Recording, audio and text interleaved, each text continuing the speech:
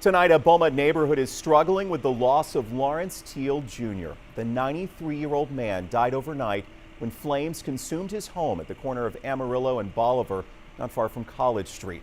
A neighbor tried to rescue him, but he simply couldn't make it inside.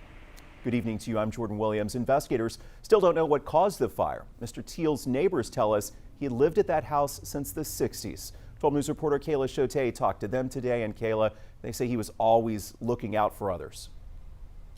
Yeah, Jordan, neighbors tell me 93-year-old Lawrence Teal Jr. watched out for the entire block.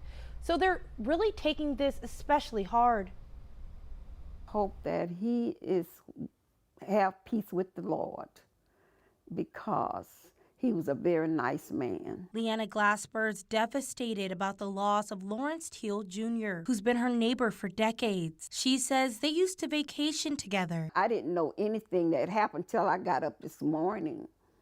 And it was it was upsetting to me to know that it happened to him and I didn't know anything. It took 3 minutes for Beaumont firefighters to respond after a neighbor heard a noise and called 911 around midnight. The neighbor and then the firefighters tried to go inside the house, but the flames were too intense. There was heavy fire coming from that area.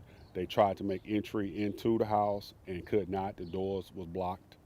And so they just went to the back door, and then they, after a few minutes, they just made it a defensive fire because how much fire was in the house. The house was more than 50% consumed in fire. It was especially painful because firefighters feared Teal was trapped inside. They discovered the 93-year-old after they contained the flames. Neighbor Nova Watts says they'd been friends since the 60s. He was a nice neighbor, and if he could help you any kind of way, he would.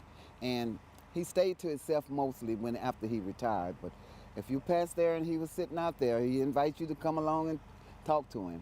I would miss him. He was a good person in the community. He was well known, loved, and he was a caring person. And I would miss him tremendously. My condolences to the family.